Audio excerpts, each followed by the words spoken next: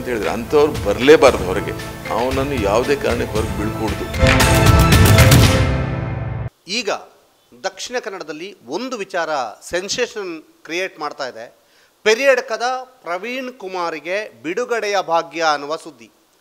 1994ರಲ್ಲಿ February 23ನೇ ತಾರೀಕು 4 ಹತ್ಯೆ ಮಾಡಿದಂತಹ ಪೆರಿಯಡ್ಕದ ಪ್ರವೀಣ್ ಕುಮಾರ್ ಅವರಿಗೆ 28 ವರ್ಷಗಳ ನಂತರ ಸನ್ನಡತೆಯ ಆಧಾರದ ಮೇಲೆ 75ನೇ ಸ್ವಾತಂತ್ರ್ಯ ಮಹೋತ್ಸವದ ಸಂದರ್ಭದಲ್ಲಿ ಅವ್ರನ್ನ ಬಿಡುಗಡೆ ಮಾಡಲಾಗ್ತಾ ಇದೆ ಅನ್ನುವಂಥದ್ದು ಬಹಳ ಸೆನ್ಸೇಷನ್ ಕ್ರಿಯೇಟ್ ಮಾಡಿದೆ.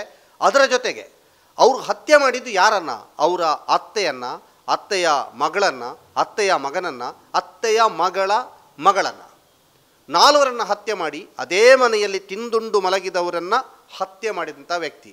ಜೊತೆಗೆ ಈಗ ಆ ಎರಡೂ ಮನೆಯವರು ಕೂಡ ವಿರೋಧವನ್ನು ವ್ಯಕ್ತಪಡಿಸ್ತಾ ಇದ್ದಾರೆ.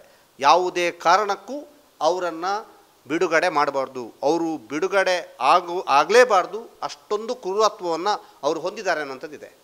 ಈ ಕೇಸ್ ಏನದು? ಪೆರಿಯಡ್ಕ ಪ್ರವೀಣ್ ಕುಮಾರ್ ಈ 4 ಹತ್ಯೆ ಮಾಡಿದ್ದು ಹೇಗೆ? ಈ ಕೇಸ್ ಹೇಗೆ ಪತ್ತೆ ಆಯಿತು?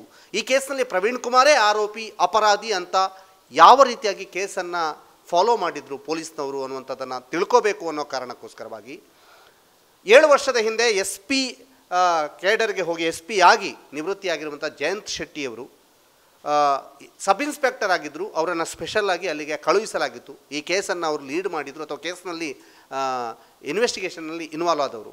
ಜಯಂತ್ ಶೆಟ್ಟಿ ಸರ್ ನಮ್ಮ ಜೊತೆಗಿದ್ದಾರೆ. ಅವರನ್ನು ಕಾರ್ಯಕ್ರಮಕ್ಕೆ ಸ್ವಾಗತಿಸುತ್ತಾ, ಸರ್ 1994ರ ಈ ಕೇಸ್ ಬಹಳ ಸೆನ್ಸೇಷನ್ ಕ್ರಿಯೇಟ್ ಮಾಡಿತ್ತು ಅಂತ ಹೇಳ್ತಾ ಇದ್ದಾರೆ. ಈ ಕೇಸ್ ಏನು ಸರ್? ಇದೊಂದು ಅತಿ ವಿಶಿಷ್ಟವಾದ ಒಂದು ಕೊಲೆ ಪ್ರಕರಣ ಅಂತ ಹೇಳಲಿಕ್ಕೆ ಬಯಸ್ತೇನೆ. ಯಾಕಂದರೆ 94ನೇ ಇಸ್ವಿಯಲ್ಲಿ ಈ ಘಟನೆ ನಡೆದಾಗ ಪ್ರವೀಣ್ ಬಗ್ಗೆ ಯಾರಿಗೆ ಈಗ ಈ ಕೊಲೆಯಲ್ಲಿ ಪ್ರವೀಣ್ ಬಗ್ಗೆ ಯಾರಿಗೆ ಸಂಶಯನೇ ಇರಲಿಲ್ಲ. ಅದು ಹೇಗಾಯ್ತು ಅಂದರೆ ಬೆಳಗಿನ ಜಾವ ಹಾಲು ಕೊಡ್ಲಿಕ್ಕೆ ಬರೋ ಹುಡುಗ ಅಲ್ಲಿ ನೋಡ್ತಾನೆ, ಬಾಗಿಲು ಸ್ವಲ್ಪ ಓಪನ್ ಇತ್ತು, ಮನೆಯಲ್ಲಿ ಒಳಗೆ ಹೋಗ್ತಾನೆ. ಒಳಗೆ ಹೋಗುವಾಗ 4 ಜನರ ಹೆಣ ಬಿದ್ದಿದೆ. ಕೂಡಲೇ ಅವನು ನೆರೆಕೆರೆಯವ್ರಿಗೆ ಹೇಳ್ತಾನೆ, ಆಮೇಲೆ ಪೊಲೀಸರಿಗೆ ಹೇಳ್ತಾರೆ, ಪೊಲೀಸರು ಹೋಗ್ತಾರೆ, ನನಗೂ ಅಲ್ಲಿಂದ ಕರೀತಾರೆ. ಆಮೇಲೆ ನೋಡುವಾಗ ಕೊಲೆ ಆಗಿದೆ ಅಂತೂ ಖಂಡಿತ, ಆದರೆ ಕೊಲೆ ಹೇಗಾಯ್ತು ಅನ್ನೋದು ಯಾರಿಗೂ ಗೊತ್ತಿಲ್ಲ. ನಮ್ಮ ಕೊಲೀಗ್ಸ್ ಬೇರೆಯವರು ಕೂಡ ಜೊತೆಯಲ್ಲಿ ಬಂದರು. ನಾವು ಅಲ್ಲಿಗೆ ಹೋಗಿ ನೋಡುವಾಗ ಎಲ್ಲ 4 ಜನ ರಕ್ತದ ಮಡುವಿನಲ್ಲಿ ಬಿದ್ದಿದ್ದಾರೆ. ಅವ್ರ ಸಂಬಂಧಿಕರು ಬಂದರು, ಅವ್ರಿಗೂ ಏನು ಹೇಳಲಿಕ್ಕೆ ಸಾಧ್ಯ ಇಲ್ಲ. ನಾವು ಅಬ್ಸರ್ವೇಷನ್ ಮಾಡುವಾಗ ಏನಾಯಿತು ಅಂದರೆ, ಹೊರಗಿನ ಹಾಲಲ್ಲಿ ಅವರ ಮಗ ಅಂದರೆ ವಯಸ್ಸಾದವರ ಮಗ ಮಲಗಿದ, ಬಹುಶಃ ನಾಗೇಶ್ ಅಂತ ಕಾಣ್ತೆ, ಹೆಸರು ಮರ್ತೋಗಿದೆ ನನಗೆ. ಅವರ ಶವ ಬಿದ್ದಿರ್ತದೆ ಬೆಡ್ ಪಕ್ಕದಲ್ಲಿ. ಆದರೆ ಅದ್ರ ಪಕ್ಕದಲ್ಲಿ ಇನ್ನೊಂದು ಬೆಡ್ ಇರ್ತದೆ. ಅದ್ರ ಪಕ್ಕದಲ್ಲಿ ಈ ಒಬ್ಬನೇ ಹೊರಗೆ ಮಲಗುದಾದರೆ 2 ಜನ 2 ಬೆಡ್ ಯಾಕೆ ಬೇಕಂತ, ಮತ್ತು ಸ್ವಲ್ಪ ಅಸ್ತವ್ಯಸ್ತ ಆಗಿತ್ತು. ಹಾಗಾದರೆ ಯಾರೋ ಒಬ್ಬರು ಮಲಗಿರ್ಬೋದು ಅಂತ ನಮ್ಗೆ ಸಂಶಯ ಇತ್ತು. ಆಮೇಲೆ ನಮ್ಮ ಡೆಡ್ ಬಾಡಿಯನ್ನು ಪೋಸ್ಟ್ ಮಾರ್ಟಮ್ ಕಳಿಸ್ಬೇಕು, ಆಮೇಲೆ ಫ್ಯೂನ್ರಲ್ ಆಗಬೇಕು, ಅದೆಲ್ಲ ನಡೀತಾ ಇತ್ತು. ಸೊ ಆವಾಗ ಆ್ಯಕ್ಚುಲಿ ಪ್ರವೀಣ್ ಬಂದಿದ್ದಾನೆ ಅಲ್ಲಿಗೆ. ಅವನು ನಮ್ಮ ಹತ್ರ ಹೇಳ್ತಿದ್ದ, ನಮ್ಮ ಅತ್ತೆ ಹೀಗಾಯ್ತು ಸರ್, ಅದಾಯಿತು, ಎಲ್ಲರೂ ನಮಗೆ ಪತ್ತೆ ಮಾಡ್ಬೇಕು ಸರ್, ಬಿಡಬಾರ್ದು, ಅದು ಮಾಡಬಾರ್ದಲ್ಲ, ಎಲ್ಲರ ಹತ್ರ ಹೇಳ್ತಿದ್ದ, ಫ್ರೀಯಾಗಿ ಮಾತಾಡ್ತಿದ್ದ. ಆಮೇಲೆ ನೀನೆಲ್ಲಿದ್ದೆಪ್ಪ ಹೇಳಿದೆ. ನಾನು ನನ್ನ ಹೆಂಡತಿ ಮನೇಲಿದ್ದೆ ಕುತ್ತರಲ್ಲಿ, ನಾನು ಅಲ್ಲಿ ಹೋಗಿ ರಾತ್ರಿ ಮಲಗಿದ್ದೆ. ನಾನು ಮಲಗಿದ್ರೆ ಬಹುಶಃ ನಂದು ಹೆಣ ಬೀಳ್ತಿತ್ತೇನೋ ನಿನ್ನೆ ಅಂತ ಹೇಳಿದೆ. ಸೊ ನಾವು ಆಯಿತು ಸರಿ, ತೊಂದರೆ ಇಲ್ಲ ಅಂಥೇಳಿ ಕೊನೆಗೆ ಅವನು ಇದಕ್ಕೆ ಉಪ್ಪಿನಂಗಡಿಗೆ ಹೋದ. ನಾವಿಲ್ಲೆಲ್ಲ ಅದ್ರ ಬಗ್ಗೆ ವಿಮರ್ಶೆ ಮಾಡಿಕೊಂಡು ಅಧಿಕಾರಿಗಳೆಲ್ಲ ಮಾತಾಡಿಕೊಂಡು ನಮ್ಮದೊಂದು ಟೀಮ್ ತೊಗೊಂಡು ಉಪ್ಪಿನಂಗಡಿಗೆ ಹೋದ್ವಿ. ಪೆರಿಯಡ್ಕ ಹೋಗಿ ಅವನು ಕಾನ್ಫಿಡೆನ್ಸ್ ತೊಗೊಳ್ಳೋಣ ಅಂತ ಮಾತಾಡೋಣ ಅಂತೇಳಿ ಅವ್ನು ತಮ್ಮನ್ನು ಕರೆಸಿದ್ವಿ. ಮೊದಲು ತಮ್ಮನ್ನು ಕರೆಸಿ ಮಧ್ಯಾಹ್ನ ಸುಮಾರು 1 ಗಂಟೆವರೆಗೆ ಅವನ ಹತ್ರ ಮಾತಾಡ್ತಾ ಇದ್ವಿ. ಇವನು ಪ್ರವೀಣ್ ಏನು ಮಾಡಿದ, ನಮ್ಮ ವೆಹಿಕಲಿಂದ ಒಂದು 50 ಮೀಟ್ರ್ ದೂರ ನಿಂತಿದ್ದ, ಒಂದು ಲುಂಗಿ ಹಾಕ್ಕೊಂಡು ಬರೀ ಒಂದು ಬನೀನು ಹಾಕ್ಕೊಂಡು ನಿಂತಿದ್ದ. ತಮ್ಮನ ಹತ್ರ ಕೇಳಿ ಎಲ್ಲ, ಇಲ್ಲ ಸರ್ ಅಣ್ಣ ಹಾಗೆ ಮಾಡೋನಲ್ಲ, ಅದೆಲ್ಲ ಯಾರೋ ಹೊರಗಿನವ್ರು ಬಂದು ಮಾಡಿರಬೇಕು ಅಂತೇಳಿ. ಕೊನೆಗೆ ತಮ್ಮನ ಕೇಳಿದಾಗ ತಮ್ಮಂದಾಯಿತು.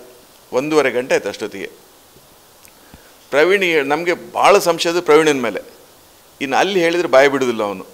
ಯಾಕೆ ಪ್ರವೀಣನ ಮೇಲೆ ತುಂಬ ಸಂಶಯ ಇತ್ತು ಸರ್? ಯಾಕಂದರೆ ರೆಗ್ಯುಲರಾಗಿ ಮನೆಗೆ ಬಂದು ಹೋಗ್ತಾ ಇದ್ದಾನೆ ಅವನು ಇಲ್ಲಿಗೆ.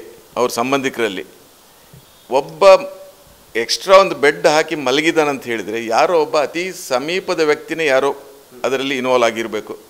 ಇಲ್ಲಾಂದರೆ ಅವ್ರ ಅಜ್ಜಿ ಏನು ಮಾಡ್ತಿದ್ರು ಅಂದರೆ, ಈ ಮನೆ ಹಿಂಬಾಗ್ಲಿದೆ, ಈ ಇದರ ಸ್ನಾನದ ಕೊಠಡಿ ಪಕ್ಕದಲ್ಲಿ ಹಿಂದಿನ ಬಾಗಿಲಿದೆ, ಅಲ್ಲಿ ಅವ್ರು ಯಾವಾಗಲೂ ಏನು ಮಾಡ್ತಿದ್ರು ಅಂದರೆ ಕೊಂಡಿ ಹಾಕಿದ ಮೇಲೆ ಬಾಗಿಲಿಂದು ಈ ಪಾತ್ರೆ ಒಂದ್ರ ಮೇಲೆ ಒಂದು ಇಡ್ತಿದ್ರು. ಯಾರಾದರೂ ದೂಡಿದರೂ ಕೂಡ ಬಿದ್ದರೆ ಶಬ್ದ ಆದರೆ ಎಚ್ಚರ ಆಗಬೇಕು ಅಂತ, ಅದು ಒಂದು ಅವ್ರದ್ದಿತ್ತು. ಆದರೆ ಇವ್ರೇನು ಮಾಡ್ತಾರೆ, ಅದು ಯಾವುದೂ ಅಸ್ತವ್ಯಸ್ತ ಆಗಿಲ್ಲ, ಬಾಗಿಲಲ್ಲಿ ಇಟ್ಟಿದ್ದ ಪಾತ್ರೆ ಎಲ್ಲ ಹಾಗೆ ಇದೆ. ಹಾಗಾದರೆ ಮನೆ ಒಳಗೆ ಬರಬೇಕಾದ್ರೆ ಯಾರೋ ಅತಿ ಪರಿಚಯದವನು ಬರಬೇಕಂತ ನಾವು ಕಾನ್ಫಿಡೆನ್ಷಿಯಲ್ ಎನ್ಕ್ವೈರಿ ಮಾಡೋಗಂತ ಪ್ರವೀಣ್ ಯಾವಾಗಲೂ ಬಂದು ಹೋಗ್ತಾಯಿದ್ದ, ಟೇಲರಿಂಗ್ ಕೆಲಸ ಮಾಡ್ತಾಯಿದ್ದ, ಈ ನೈಟಿ ಮತ್ತು ಇನ್ನಿತರ ಬಟ್ಟೆ ಹೊಲಿದು ಇಲ್ಲಿ ಚಿಲಿಂಬೇಲೆಲ್ಲೂ ತಂದು ಕೊಡ್ತಾಯಿದ್ದ. ಸೊ ಅವನು ಒನ್ ಆಫ್ ದಿ ವಿಸಿಟರ್ಸ್. ನಮಗೆ ಫಸ್ಟಿಗೆ ಅಂದರೆ ಭಾಳಷ್ಟು ಸಂಶಯ ಬರಲಿಕ್ಕೆ ಅದು ಕಾರಣ. ಇವನು ವಾರಕ್ಕೆ ಒಮ್ಮೆ 2 ಸಲ ಆದರೂ ಬಂದಿಲ್ಲ, ನೈಟ್ ಹಾಲ್ಟ್ ಮಾಡಿ ಹೋಗ್ತಾಯಿದ್ದ. ಆ ದೃಷ್ಟಿಯಿಂದ ನಾವು ಅವನ ಮೇಲೆ ಕಾನ್ಸಂಟ್ರೇಟ್ ಮಾಡೋದಂತ, ಹೊರಗಿನವರಲ್ಲ ಅಂತ ಖಂಡಿತ ಆಗಿತ್ತು ನಮಗೆ. ಆಮೇಲೆ ನಾವು ಅಲ್ಲಿ ಹೋದ್ಮೇಲೆ ಈ ತಮ್ಮನ ಹತ್ರ ಮಾತಾಡುವಾಗ ಏನಾಯ್ತು, ತಮ್ಮಂದು ಸಾಧಾರಣ 1:30 ಗಂಟೆ ಮುಗೀತು ಮಧ್ಯಾಹ್ನ. ಇದು ನಾನು ನಮ್ಮ ಟೀಮಿಗೆ ಹೇಳಿದೆ, ಒಂದು ಕೆಲಸ ಮಾಡೋಣ, ಇಲ್ಲಿಂದ ಬೇಡ ಸೀದಾ ಆಫೀಸಿಗೆ ಕರ್ಕೊಂಡು ಹೋಗೋಣ, ಆದರೆ ಅವ್ನು ಡೌಟ್ ಬರಬಾರ್ದು ಅಂತ. ಸೊ ತಮ್ಮನಿಗೆ ನಾವು ಕಳಿಸ್ಕೊಟ್ವಿ. ಪ್ರವೀಣ್ ಬಾಪ ಅಲ್ಲಿ ಬಂದ, ಅವನಿಗೆ ಹೇಳಿದ್ವಿ, ಒಂದು ಕೆಲಸ ಮಾಡೋಣ, ಊಟದ ಟೈಮ್, ಹೊಟ್ಟೆ ಹಸಿತಾ ಇದೆ, ನಾವು ಬೆಳಿಗ್ಗೆ ಹೊರಟಿದ್ದೇವೆ, ನೀನು ನಮ್ಮ ಜೊತೆಲಿ ಊಟ ಮಾಡು, ಸೀದಾ ಇದವನು, ಮತ್ತು ಮಂಗಳೂರಿಗೆ ಹೋದ್ಮೇಲೆ ನೀನು ವಾಪಸ್ ಬೇಕಾದ್ರೆ ಇಲ್ಲೇ ಬಿಡ್ತೇವೆ, ಇಲ್ಲಾಂದ್ರೆ ಮಂಗಳೂರಲ್ಲಿ ಬಿಟ್ಟು ಬಿಡ್ತೇವೆ ನಿನ್ಗೆ. ಅವ್ನಿಗೆ ಸರಿ ಹೋಗೋಣ ಅಂತ, ಹೋಗಿ ಬಟ್ಟೆ ಹಾಕ್ಕೊಂಡು ಬರಲ್ಲ ಅಂದ. ನಾವೊಂದು ಚಾನ್ಸ್ ತೊಗೊಂಡ್ವಿ, ಎಲ್ಲೇ ತಪ್ಪಿಸ್ಕೊಂಡು ಹೋಗಿದ್ರೆ ಹೋಗ್ತಿದ್ದೆ ನಾನು, ಮತ್ತೆ ಸಿಗ್ತಿದ್ದು, ಅದು ಬೇರೆ ವಿಷಯ. ಆಯ್ತು, ಮನೆಗೆ ಹೋಗಿ ಬಂದ. ನಾವು ನಿಂತ ವೆಹಿಕಲ್ ನಿಂತಲ್ಲಿಂದ ಒಂದು 1/2 ಕಿಲೋಮೀಟ್ರ್ ಹೋಗ್ಬೇಕು ಮನೆಗೆ ನಡ್ಕೊಂಡು. ಹೋದ, ಒಂದು ಅರ್ಧ ಗಂಟೆ ಆದರೂ ಬರಲಿಲ್ಲ. ಏನು ನಮ್ಮವ್ರಿಗೆ ಸ್ವಲ್ಪ ಶುರು ಆಯಿತು, ಸರ್ ಹೋದ್ನೋ ಏನೋ ಅಂತ. ಇಲ್ಲಿ ತೊಂದರೆ ಇಲ್ಲ, ಬರ್ತಾನೆ. ಬಂದ, ಒಂದು ಬಟ್ಟೆ ಬ್ಯಾಗೆಲ್ಲ ತೊಗೊಂಡು ಬಂದ, ಇದೆಲ್ಲ ಪ್ಯಾಂಟ್ ಶರ್ಟ್ ಹಾಕ್ಕೊಂಡು. ಕೊನೆ ಉಪ್ಪಿನಂಗಡಿಯಲ್ಲಿ ಒಂದು ಹೋಟೆಲಿಗೆ ಹೋದ್ವಿ. ಹೋಟೆಲಲ್ಲಿ ನಾನು ನಮ್ಮ ಟೀಮಿಗೆ ಹೇಳಿದ್ದೇನೆ, ಒಂದೇ ಒಂದು ವಿಷಯ ಅವನ ಹತ್ರ ಮಾತಾಡಬಾರ್ದು, ಈ ವಿಷಯ ತಮಾಷೆಗೆ ಮಾತಾಡ್ಕೊಂಡು ಹೋಗೋಣಂತ. ಮಾತಾಡ್ತಾ ಊಟ ಎಲ್ಲ ಆಯಿತು. ನನಗೆ ಸ್ವಲ್ಪ ಸರ್ ಒಂದು ಎಕ್ಸ್ಟ್ರಾ ಮೊಸರು ಬೇಕಂದು, ಅದನ್ನು ಕೊಟ್ಟ. ಎಲ್ಲ ಮಾತಾಡಿಕೊಂಡು ಕೊನೆಗೆ ಮಂಗಳೂರು ಹತ್ತಿರ ಬರೋವಾಗ ಶುರು ಮಾಡಿದ್ವಿ. ಆಯ್ತಪ್ಪ, ನೀನು ಎಲ್ಲಿ ಹೋಗಿದ್ದೆ ಮೊನ್ನೆ ಕೊಲೆ ಆದ ದಿವಸ? ಸರ್ ನಾನು ಹೆಂಡತಿ ಮನೆಯಲ್ಲಿದ್ದೆ ಅಂತ. ಅಷ್ಟೊತ್ತಿಗೆ ಆಗಲೇ ನಾವು ಅವನು ಹೆಂಡತಿ ಮನೇಲಿ ಇದ್ದದ್ದು ಹೇಳಿದ, ಮೊದಲೇ ಒಂದು ಸಲ ಹೇಳಿದಾಗ ನಾವು ಇಲ್ಲಿಂದ ಅದನ್ನು ಕ್ರಾಸ್ ವೆರಿಫಿಕೇಷನ್ ಮಾಡಿಸಿದ್ವಿ.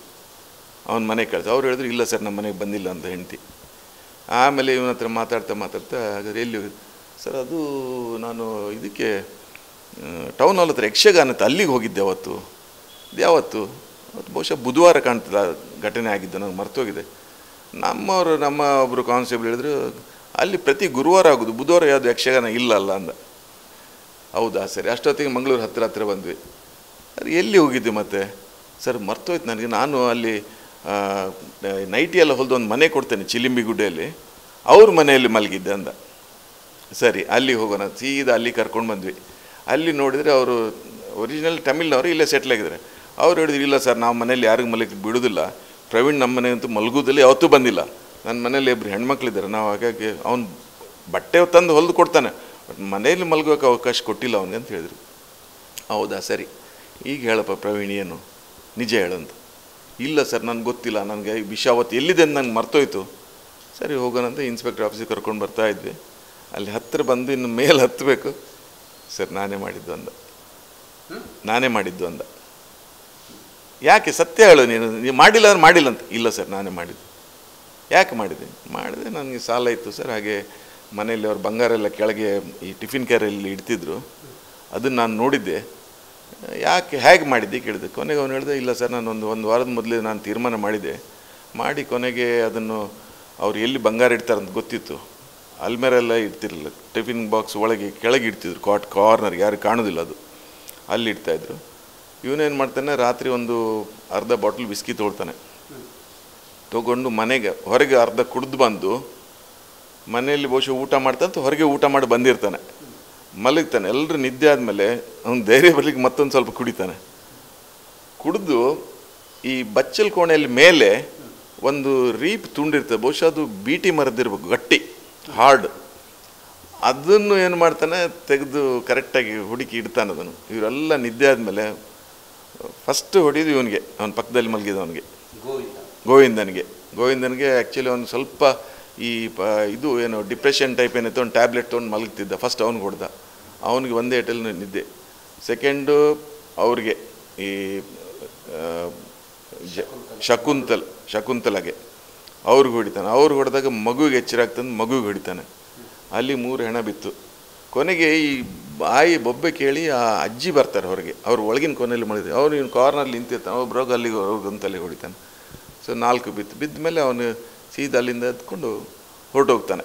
ಅವನಂದರೆ ಮನೆಗೆ ಹೋಗಿ ಅಲ್ಲಿಂದ ಮತ್ತೆ ಬರ್ತಾನೆ. ಬಂದಾಗ ಹೋಗಿ ಕೊಲೆ ಆಗಿದೆ ನನಗೆ ಗೊತ್ತೇ ಇಲ್ಲ, ಈ ಥರ ಎಲ್ಲ ಆಯ್ತಲ್ಲ, ಯಾರು ಮಾಡಿದ್ದು ಏನು ಅದನ್ನು ಫ್ಯೂನರಲ್ ಮನೆ ತೊಳಿಲಿಕ್ಕೆ ಸಹಿತ ಅವನಿದ್ದ, ಒಟ್ಟಿಗೆ ಜೊತೆಲಿದ್ದ. ಎಲ್ಲ ಕ್ಲೀನ್ ಮಾಡಿ ಎಲ್ಲ ನಮ್ಮದು ಇನ್ವೆಸ್ಟಿಗೇಷನ್ ಆ ಏರಿಯಾದಲ್ಲಿ ಇನ್ವೆಸ್ಟಿಗೇಷನ್ ಮುಗಿದ ಮೇಲೆ ಅವನು ಅಲ್ಲೇ ಇದ್ದ. ಎಲ್ರಿಗೂ ಒತ್ತಡ ಆಗ್ತಿದ್ದ, ಯಾರಾದ್ರೂ ಇದ್ರೆ ಹೇಳಿ, ನೋಡಿದ್ರೆ ಹೇಳಿ ಅಂತೇಳಿ.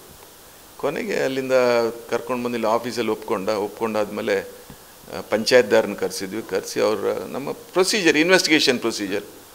ಮತ್ತು ಅಲ್ಲಿಂದ ಇದಕ್ಕೆ ಪೆರಿಯಡ್ಕ ಹೋಗುವಾಗ ಏನು ಮಾಡಿದಾನು ಅವನು, ಅಲ್ಲಿ ಒಂದು ಇದು ಬಿದಿರಿನ ಇದಿದೆ, ಏನು ಹೇಳ್ತಾರೆ ಬಲ್ಲೆ, ಅಲ್ಲಿ ಹೌದು ಅಲ್ಲಿ ಹ್ಯಾಂಡ್ ಕರ್ಚೀಫಲ್ಲಿ ಎಲ್ಲ ಆಭರಣ ಎಲ್ಲ ಮುಚ್ಚಿಟ್ಟಿದ್ದ.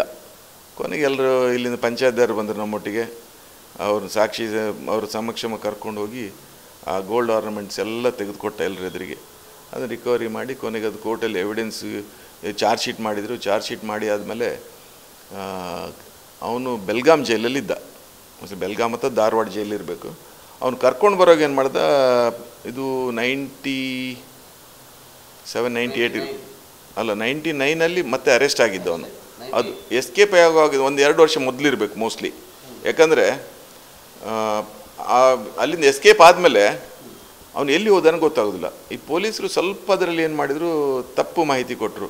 ಹುಬ್ಳಿ ಹತ್ರ ಕುಂದಗೋಳ ಪೊಲೀಸ್ ಸ್ಟೇಷನಲ್ಲಿ ಎಸ್ಕೇಪ್ ಆದ, ನ್ಯಾಷನಲ್ ಹೈವೇ ಬಸ್ಸಿಂದ ಇಳಿದು. ಅವರು ಮಂಗಳೂರವರೆಗೆ ಬಂದು ಮಂಗಳೂರಿಂದ ಎಸ್ಕೇಪ್ ಆದ ಅಂತ ಕೊಟ್ಟರು. ಇಲ್ಲಿ ಕೇಸ್ ರಿಜಿಸ್ಟರ್ ಆಯಿತು. ಆಮೇಲೆ ಅವ್ರ ಹತ್ರ ಕರೆಕ್ಟಾಗಿ ಎಲ್ಲಿಂದ ಓಡಿದ ಏನಂತ ಕೇಳುವಾಗ ಸ್ವಲ್ಪ ಕೊನೆಗೆ ಹೇಳಿದ್ರು, ಇಲ್ಲ ಸರ್ ಬೆಲ್ಗಾಮಿಂದ ಇದರಿಂದ ಬರ್ತಾ ಇರುವಾಗ ಕುಂದಗೋಳ ಪೊಲೀಸ್ ಸ್ಟೇಷನ್ ಲಿಮಿಟ್ಸಲ್ಲಿ ಹೈವೇಯಲ್ಲಿ ತಪ್ಪಿಸ್ಕೊಂಡು ಹೋದಂತ ಹೇಳಿದ್ರು. ಹುಡುಕ್ಲಿಕ್ಕೆ ತುಂಬ ಪ್ರಯತ್ನ ಮಾಡಿದ್ವಿ ನಾವು. ಇನ್ನು ಎಲ್ಲಿ ಹೋಗ್ತಾನೆ, ಜನರು ಮತ್ತು ಎಲ್ಲರೂ ನಾವೆಲ್ಲ ತಿಳ್ಕೊಂಡೇನಂದರೆ ಅವ್ನು ಪಶ್ಚಾತ್ತಾಪ ಆಗಿರ್ತದೆ, ಇನ್ನು ಸೂಸೈಡ್ ಮಾಡ್ಕೊಳ್ತಾನೆ ಎಲ್ಲಿಯಾದ್ರೂ ಅಂತೇಳಿ. ಎಲ್ಲಿ ಸೂಸೈಡ್ ಮಾಡ್ಕೊಳ್ತಾನೆ, ಅಲ್ಲಿಂದ ಹೋಗಿ ಕಾರವಾರದಲ್ಲಿ ಕಾಣ್ತದೆ ಮೋಸ್ಟ್ಲಿ. ಕಾಣ್ಕೋಣ ಹತ್ರ ಎಲ್ಲೋ ಒಂದು ಕಡೆ ಟೇಲರಿಂಗ್ ಕೆಲಸ ಮಾಡ್ಕೊಂಡಿದ್ದ. ಅಲ್ಲಿ ಯಾರ್ದು ಪರಿಚಯ ಆಯಿತು. ಆ ಹುಡುಗಿ ಬಂದು ಉತ್ತರ ಕನ್ನಡ ಜಿಲ್ಲೆ ಯಲ್ಲಾಪುರದವಳು. ಅಲ್ಲಿ ಅವ್ರ ಮನೆಯವ್ರ ಹತ್ರ ಹೇಳಿದೆ, ನನಗೆ ಯಾರು ಅನಾಥ, ನನ್ನ ತಂದೆ ತಾಯಿ ಯಾರಿಲ್ಲ, ಇಲ್ಲ ಸತ್ತೋಗಿದ್ದಾರೆ, ನನಗೆ ಮದುವೆನೂ ಆಗಿಲ್ಲ, ನಾನು ಒಬ್ಬನೇ ಇರೋದು, ನನಗೆ ಮದುವೆ ಆಗಬೇಕು ಅಂತ ಹೇಳಿದ್ರೆ ನನ್ನ ಮಗಳಿದ್ದಾಳು, ಪಾಪ ಮದುವೆ ಮಾಡಿ ಕೊಟ್ಟಿರೋಳಿಗೆ. ಕೊನೆಗೊಂದು ಬಹುಶಃ ಒಂದು ಮಗು ಕೂಡ ಇತ್ತು ಅದರಲ್ಲಿ. ಆಮೇಲೆ ನನಗೆ ಇವರು ಪಾಪ ಸೀತಾರಾಮ್ ಗುರುಪುರ, ಆಮೇಲೆ ಇವರು ಶಕುಂತಲ ಗಂಡ ಜಯಂತ್ ಅವರೆಲ್ಲ ಬಂದು ನಮ್ಮ ಹತ್ರ ಮಾತಾಡಿದ್ರು. ನಾನಿಂದ ಒಂದು ಕೆಲಸ ಮಾಡೋಣ, ಒಂದು ರಿವಾರ್ಡ್ ಇಟ್ಟರೆ ಯಾರಿಗಾದ್ರು ಸ್ವಲ್ಪ ಆಸೆ ಇರ್ತದೆ, ಯಾರು ಪಬ್ಲಿಕ್ಕಿಗೆ ಗೊತ್ತಾದರೆ ಒಂದು ಇನ್ಫಾರ್ಮೇಷನ್ ಆದರೂ ಕೊಡ್ಬೋದು ಅಂತ. ಕೊನೆಗೆ ಅವ್ರು ಹೇಳಿದ್ರು, ಆ ಟೈಮಲ್ಲಿ 99 1 ಲಕ್ಷ ರೂಪಾಯಿ ರಿವಾರ್ಡ್ ಇಟ್ಟರು ಸರ್. 1 ಲಕ್ಷ ರಿವಾರ್ಡ್ ಇಟ್ಟಾಗ ರಿಯಾಕ್ಷನ್ಸ್ ಹೇಗೆ ಬಂತು? ಇಲ್ಲ, ಜನರು ಕೇಳ್ತಾ ಇದ್ರು. ಕೆಲವು ಸುಮ್ಮನೆ ಒಂದೊಂದು ಫೋನ್ ಬರ್ತಿತ್ತು, ಸರ್ ಇಲ್ಲಿ ಒಬ್ಬ ಇದ್ದಾನೆ ನೋಡ್ತೀರಾ, ನಾವು ಕಳಿಸ್ತಾ ಇದ್ವಿ, ಎಲ್ಲ ಕಡೆಯಲ್ಲಿ ಕಳಿಸ್ತಾ ಇದ್ವಿ. ಆಮೇಲೆ ಒಂದು ದಿವಸ ಏನಾಯಿತು, ಕಾರವಾರದಿಂದ ಒಬ್ಬ ಫೋನ್ ಮಾಡಿದೆ ನನಗೆ, ಸರ್ ಪ್ರವೀಣ ನೀವು ಪೇಪರಲ್ಲಿ ಫೋಟೋ ಆಗಿಲ್ಲ ಇದ್ದಾನೆ ಅಂತ. ಡೆಫಿನೆಟ್ ಅಂತ ಹೇಳಿದೆ. ಡೆಫಿನೆಟ್ ಅವನೇ ಸರ್, ನನಗೆ ಡೆಫಿನೆಟ್ ಗೊತ್ತಿದೆ, ಅವ್ನು ಮಂಗಳೂರು ಕಡೆ ಅಂತೂ ಗೊತ್ತು ನನಗೆ ಅಂತ. ಏನು ಮಾಡಬೇಕು ಸರ್, ನೀವು 1 ಲಕ್ಷ ನನಗೆ ಕೊಡ್ತೀರಂತ ಏನು ಗ್ಯಾರಂಟಿ ಅಂತ. ನಾನಿಂದೊಂದು ಕೆಲಸ ಮಾಡ್ತೀನಿ, 15 ನಿಮಿಷ ಬಿಟ್ಟು ಫೋನ್ ಮಾಡು, ನಮ್ಮ SP ಇರ್ತಾರೆ, SP ಆಫೀಸ್ಗೆ ಹೋಗ್ತೇನೆ ನಾನು, ಅಲ್ಲಿಂದ ನಿನಗೆ ಫೋನ್ ಮಾಡ್ತೇನೆ ಆಫೀಸಿಂದ, ಅವ್ರ ಹತ್ರನೇ ಮಾತಾಡಿಸ್ತೇನೆ ಅಂತಂದೆ. ಮತ್ತು ಅವ್ನು ಫೋನ್ ನಂಬರು ಕೊಟ್ಟಿದ್ದೆ SP ಆಫೀಸು. ಲ್ಯಾಂಡ್ಲೈನ್ ಅಂದರೆ ನಂಬ್ತಾರೆ. ಮತ್ತು ಆ ಟೈಮಲ್ಲಿ ಮೊಬೈಲ್ ಫೋನ್ ಜಸ್ಟ್ ಬಂದಿತ್ತು ಮಾತ್ರ, ಅವಾಗ 1-2 ವರ್ಷ ಆಗಿತ್ತು ಬಂದು. ಆಮೇಲೆ ಅವನು ಫೋನ್ ಮಾಡಿದಾಗ SP ಹೇಳಿದ್ರು, ಇಲ್ಲಪ್ಪ ನನ್ನ ಗ್ಯಾರಂಟಿ, ನೀನು ಕರೆಕ್ಟ್ ಇನ್ಫಾರ್ಮೇಷನ್ ಕೊಡು. ನಾವು ನಮ್ಮ ಟೀಮನ್ನು ರೆಡಿ ಮಾಡಿ ಕಳಿಸ್ಕೊಟ್ಟು ಅಲ್ಲಿಗೆ. ಅಲ್ಲಿ ಹೋಗುವಾಗ ಅವನು ಕಾರವಾರದಲ್ಲಿ ಒಂದು ಕಡೆ ನಾನು ಇಂಥ ಡ್ರೆಸ್ ಹಾಕ್ಕೊಂಡಿರ್ತೇನೆ ಅಂತ ಹೇಳಿದೆ. ಇವ್ರು ಹೋದ್ರು, ನಮ್ಮ ಟೀಮ್ ಹೋಯಿತು, ಅವನು ಇದ್ದ, ಕರ್ಕೊಂಡು ಹೋದ. ಅವನು ಆಲ್ಮೋಸ್ಟ್ ಎವ್ರಿ ಈವ್ನಿಂಗ್ ಪ್ರತಿ ಸಾಯಂಕಾಲ ಅಲ್ಲಿಂದ ಒಂದು ಕಡೆಯಿಂದ ನಡ್ಕೊಂಡು ಬರ್ತಾನೆ, ಬಟ್ಟೆ ಹೊಲಿದು ಒಂದು ಟೇಲರಿಂಗ್ ಹಿಡ್ಕೊಟ್ಟು ಮತ್ತು ದುಡ್ಡು ತೊಗೊಂಡು ಹೋಗೋದು ಅವನ ಅಭ್ಯಾಸ. ಇವರೊಂದು 4-5 ಕಡೆಯಲ್ಲಿ ನಮ್ಮವ್ರು ನಿಂತಿದ್ರು. ನಿಂತಾಗ ಅವ್ನು ದೂರದಿಂದ ಬರೋದು ನಾವು ಐಡೆಂಟಿಫೈ ಮಾಡಿದೆ, ಇವ್ರು ಕನ್ಫರ್ಮ್ ಆಯಿತು. ಕೊನೆಗೆ ಅವ್ನು ಬರ್ತಾ ಇರುವಾಗ ಹಿಡಿದು ಇಲ್ಲಿಗೆ ಬಂದು ಮತ್ತೆ ಕೋರ್ಟಿಗೆ ಹಾಜರು ಮಾಡಿ ಆಮೇಲೆ ಟ್ರಯಲ್ ಆಯಿತು. ಅದರಲ್ಲಿ ಟ್ರಯಲ್ ಆಗಿ ಇಲ್ಲಿ ಅದೇ ಕ್ಯಾಪಿಟಲ್ ಪನಿಷ್ಮೆಂಟ್ ಆಯಿತು. ಆಮೇಲೆ ಬಹುಶಃ ಅಪೀಲ್ ಹೋದವನು ಹೈಕೋರ್ಟ್ಗೆ, ಅಲ್ಲಿಯೂ ಅದೇ ಕನ್ಫರ್ಮ್ ಆಯಿತು. ಆಮೇಲೆ ಸುಪ್ರೀಂ ಕೋರ್ಟ್ದ ಅಲ್ಲಿ ಕನ್ಫರ್ಮ್ ಆಯಿತು. ಹಾಗಾಗಿ ಒಂದು ಎಲ್ರಿಗೇನು ಸಮಾಧಾನ ಇತ್ತಂದರೆ ಇವನಿಗೆ ಸರಿಯಾದ ಶಿಕ್ಷೆ ಆಯಿತು, ಅವನಿಗೂ ಕೂಡ ಆಯಿತು. 4 ಜನರಿಗೆ ಕೊಂದಾಕಿದ್ನಲ್ಲ ಅವನು ಅದೇ ರೀತಿಯಲ್ಲಿ ಸಾಯಬೇಕು, ಸತ್ರೇನೆ ಎಲ್ರಿಗೂ ಸಮಾಧಾನ ಅಂತೇಳಿ ಆ ಪರಿಸ್ಥಿತಿಯಲ್ಲಿ ಇದ್ರು ಎಲ್ಲರೂ. ಅವ್ರ ಮನೆಯವರು ಎಲ್ರಿಗೂ ಅಂದರೆ ಅದರ ಜಜ್ಮೆಂಟ್ ಬಗ್ಗೆ ಭಾರಿ ಸಮಾಧಾನ ಇತ್ತು. ಅದು ಇತ್ತೀಚೆಗೆ ಅವನು ಹೊರಗೆ ಬರ್ತಾನಂದಾಗ ಮತ್ತೆ ಶುರುವಾಗಿದೆ ಜನರ ಆಕ್ರೋಶ, ಸಾರ್ವಜನಿಕ ಅವಕಾಶ. ಮನೆಯವರಂತೂ ಪ್ರತಿಯೊಬ್ಬರು ಅವ್ರು ಹೇಳ್ತಾರೆ ಅವನು ಇಲ್ಲಿ ಬರಲೇಬಾರ್ದು ಅಂತ. ಇಲ್ಲಿ ಅಲ್ಲ, ಎಲ್ಲಿಯೂ ಬರಬಾರ್ದು, ಹೊರಗೆ ಬರಬಾರ್ದು, ಜೈಲಲ್ಲಿ ಇರಬೇಕು ಅಂತ. ನೀವೊಂದು ಮಾತು ಹೇಳಿದ್ರಿ ಸರ್, ಅವನು ಹಿಂಡಲಗದಿಂದ ಅಲ್ಲಿಂದ ತಪ್ಪಿಸಿಕೊಂಡ ನಂತರ ಅವನು ಆತ್ಮಹತ್ಯೆ ಮಾಡ್ಕೋಬೋದು ಅನ್ನೋಂಥ ಗೆಚ್ಚಿತ್ತು ಅಂತ. ಅವನು ವಾಪಸ್ ನೀವು ಹಿಡಿದ್ರಿ ಅವ್ರನ್ನ 1990 ಆಗ ಅವನ ಬಿಹೇವಿಯರ್ ಹೇಗಿತ್ತು ಅಂತ? ಇಲ್ಲ, ಅವನಿಗೆ ಏನು ಅದ್ರ ಬಗ್ಗೆ ವಿಶೇಷವಾಗಿ ಏನಿಲ್ಲ. ಅವನು ಈವನ್ ಅದರ್ವೈಸ್ ನಾನು ನೋಡಿದಾಗೆ ಸ್ವಲ್ಪ ಸಾಫ್ಟ್, ಅವನು ಮಾತಾಡೋದು ಅಗ್ರೆಸಿವ್ ಅಲ್ಲ, ಸಾಫ್ಟ್. ಹಾಗಾಗಿ ಹಿಡಿದಾಗಲೂ ಕೂಡ ಅದ್ರ ಬಗ್ಗೆ ಏನು ದೊಡ್ಡ ವ್ಯತ್ಯಾಸ ಕಾಣಲಿಲ್ಲ ಅವನಿಗೆ. ಹೌದು ಸರ್, ನನಗೆ ಬೇಸರ ಆಯಿತು, ನಾನು ತಪ್ಪಿಸ್ಕೊಂಡಿದ್ದೆ, ಈಗೀಗ ಆಯಿತು, ಮದುವೆ ಆಗಿದ್ದೆ ಅಂತೆಲ್ಲ ಹೇಳ್ದ. ಆಮೇಲೆ ಏನು ಅದ್ರ ಬಗ್ಗೆ ಏನು ಪಶ್ಚಾತ್ತಾಪ ಏನು ವ್ಯಕ್ತನೇ ಪಡಿಸಿಲ್ಲ ಅವನು. ಸರ್, ಈಗಿನ ಪೊಲೀಸಿಂಗಿಗೂ ಆಗಿನ ಪೊಲೀಸಿಂಗಿಗೂ ಬಹಳ ವ್ಯತ್ಯಾಸ ಇದೆ. ಈ ಒಂದು ಸೆನ್ಸೇಷನ್ ಕೇಸು ಎಷ್ಟರ ಮಟ್ಟಿಗೆ ಸುದ್ದಿಯಾಗಿತ್ತು ಮತ್ತು ಯಾವ ರೀತಿ ದಕ್ಷಿಣ ಕನ್ನಡದಲ್ಲೊಂದು ಭಯದ ವಾತಾವರಣ ಇತ್ತು ಅಂತ? ಅದು ಈಗ ಹೇಳಿದರೆ ಆಯ್ತು ಉತ್ಪ್ರೇಕ್ಷೆ ಆಗ್ತದೆ. ಈಗ ನಾವು ಆವಾಗ ಮೇಯ್ನಾಗಿ ನಾವು ಡಿಪೆಂಡ್ ಆಗಿದ್ದು ಹ್ಯೂಮನ್ ಇಂಟೆಲಿಜೆನ್ಸ್ ಮೇಲೆ. ಈಗಿನಾಗೆ ಪೊಲೀಸ್ ಇದು ಏನು ಕಾಲ್ ಡೀಟೇಲ್ಸ್, CC ಕ್ಯಾಮ್ರಾ ಅದೆಲ್ಲ ಸಿಗ್ತಿರ್ಲಿಲ್ಲ ಅವಾಗ. ಈ ಟೆಲಿಫೋನಿಗೆ CDR ಅಂತ ಹೇಳ್ತೇವೆ, ಕಾಲ್ ಡೀಟೇಲ್ಸ್ ರಿಪೋರ್ಟ್. ಒಂದು ರಿಪೋರ್ಟ್ ಕಳಿಸ್ಕೊಟ್ರೆ ಸರ್ವಿಸ್ ಪ್ರೊವೈಡರ್ನು ನಮಗೆ ಡೀಟೇಲ್ಸ್ ಕೊಡ್ತಾರೆ, ಅದರ ಒಂದು ಟವರ್ ಲೊಕೇಶನ್ ಸಿಗ್ತದೆ, ಯಾರೊಟ್ಟಿಗೆ ಕಾಂಟ್ಯಾಕ್ಟ್ ಮಾಡಿದಂತ ಎಲ್ಲ. ಆವಾಗ ಹಾಗಿರಲಿಲ್ಲ, ನಮ್ಮದು ಬರೀ ಹ್ಯೂಮನ್ ಇಂಟೆಲಿಜೆನ್ಸ್. ಮತ್ತು ನಾವು ತನಿಖೆ ಮಾಡೋರಾಗಲಿ, ತನಿಖೆ ತಂಡದವರಾಗಲಿ, ಅವರ ಬಿಹೇವಿಯರ್ ಹೇಗಿತ್ತು, ನಾವು ಮಾಡಿದ ಪ್ರಶ್ನೆಗೆ ಅವ್ರ ಬಿಹೇವಿಯರ್ ಹೇಗಿತ್ತು, ಅದರ ಬೇಸಿಸ್ ಮೇಲೆ ನಾವು ಅವನು ಸಂಶಯ ರೀತಿಯಲ್ಲಿ ನೋಡ್ಕೊಳ್ತಾ ಇದ್ವಿ. ಅದಕ್ಕೆ ಪೂರಕವಾಗಿ ಏನು ನಮಗೆ ಎವಿಡೆನ್ಸ್ ಬೇಕು ಅದನ್ನು ಕಲೆಕ್ಟ್ ಮಾಡ್ತಾಯಿದ್ವಿ. ಹಾಗಾಗಿ ಆವಾಗಿನ ಪೊಲೀಸಿಂಗ್ ನಿಜವಾದ ಪೊಲೀಸಿಂಗ್ ಆಗಿತ್ತು ಅವಾಗ.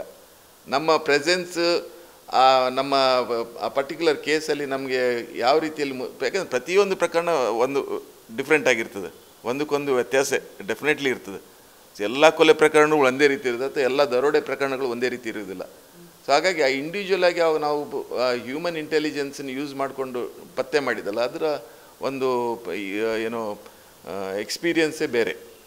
ಸರ್, ಈಗ ಪ್ರವೀಣ್ ಅವರ ಸಂಬಂಧಿಕರು ಅಂದರೆ ಅವರ ರಿಲೇಷನ್ಸು ಮತ್ತು ಈ ಹತ್ಯೆ ಆದವರು ಎಲ್ಲರೂ ಕೂಡ ಅವ್ರ ರಿಲೇಷನ್ಸ್ ಅವರೆಲ್ಲರೂ ಕೂಡ ನಿಮ್ಮನ್ನು ಬಹಳ ಶ್ಲಾಘನೆ ಮಾಡಿದರು, ನಿಮ್ಮ ಈ ಕೇಸಿನ ತನಿಖೆ ಬಗ್ಗೆ ಶ್ಲಾಘನೆ ಮಾಡಿದರು.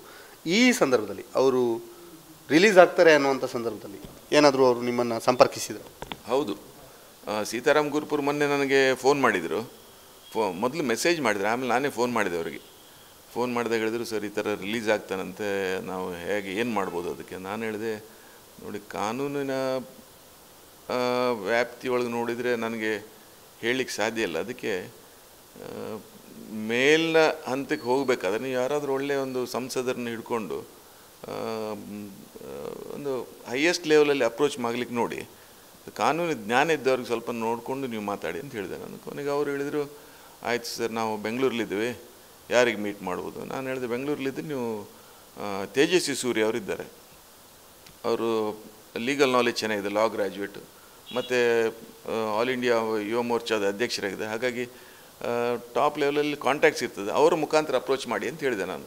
ಕೊನೆಗೆ ಒಂದು ಲೆಟರ್ ಡ್ರಾಫ್ಟ್ ಮಾಡಬೇಕು ಸರ್ ಅಂತಂದರು, ಮಾಡಿ ಕಳಿಸಿದ್ರು. ನಾನು ಸ್ವಲ್ಪ ಚೇಂಜಸ್ ಮಾಡಿದ್ದು, ಕರೆಕ್ಷನ್ಗೆ ಏನೇನು ಮಾಡಬೇಕಂತ ಹೇಳ್ಕೊಟ್ಟೆ, ಮಾಡಿದರು. ಬಟ್ ಅಷ್ಟೊತ್ತಿಗೆ ತೇಜಸ್ವಿ ಸೂರ್ಯ ಅವ್ರು ಸಿಗಲಿಲ್ಲ ಅಂತಲ್ಲಿ ಅವರಿಗೆ. ಬಟ್ ಅವ್ರ ಹತ್ರನೂ ಕಮ್ಯುನಿಕೇಟ್ ಮಾಡಿದ್ದಾರೆ. ಈಗ ಅದೇ ಇಲ್ಲಿಂದ ಇವರ ಅಭಿಪ್ರಾಯದ ಬಗ್ಗೆ ಬಂದಿದೆ. ಇಲ್ಲಿ ದಕ್ಷಿಣ ಕನ್ನಡ ನಮ್ಮ ಇದರ ಕಮಿಷನರ್ಗೆ ಅವರ ಒಪಿನಿಯನ್ ಕೇಳಿ ಬಂದಿದೆ. ಇವತ್ತೇನೋ ಎನ್ಕ್ವೈರಿ ಮಾಡಲಿಕ್ಕೆ ಅಂತ ಕರೆದಿದ್ದಾರೆ ಅವರಿಗೆ, ಸೀತಾರಾಮ್ ಗುರುಪುರ್ ಅವ್ರಿಗೆ ಮತ್ತು ಪ್ರದೀಪ್ ಯಾರಿದ್ದಾರೆ ಎಲ್ಲರಿಗೂ ಕರೆಸಿದ್ದಾರೆ.